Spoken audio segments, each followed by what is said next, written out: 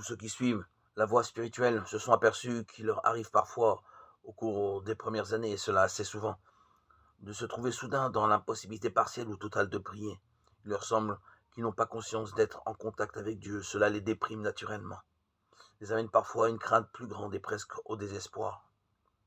Eh bien, ces douloureuses réactions n'ont plus raison d'être dès que l'on sait que chacun en a fait l'expérience. Si vous imaginez que vous êtes le seul à les avoir éprouvées, cela vous effraie évidemment. Maintenant, vous savez que ce n'est point le cas. Ce trouble est dû au surmenage. Sans doute avez-vous prié trop longuement avec trop d'efforts.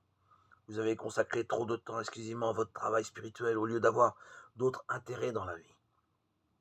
C'est en réalité un état d'avidité, de congestion psychologique, qu'au Moyen-Âge, les mystiques appelaient une période de sécheresse. Ils en souffraient extrêmement car ils croyaient commettre un péché.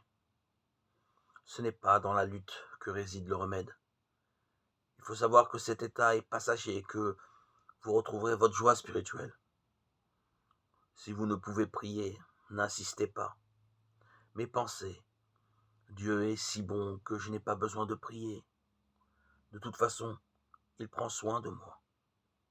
Éprouvez-vous un sentiment de dépression? Pensez, ma personne est découragée, mais je ne le suis pas. Je sais à quoi m'en tenir. Quand nous faisons une longue randonnée en automobile, il arrive parfois que nous tombions sur une mauvaise route, pleine de fondrières pendant des centaines de kilomètres. Tout avait été parfait maintenant. Nous sommes durement secoués, chaotés.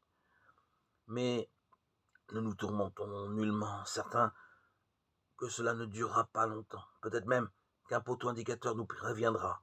Route goudronnée à 3 ou 4 kilomètres d'ici.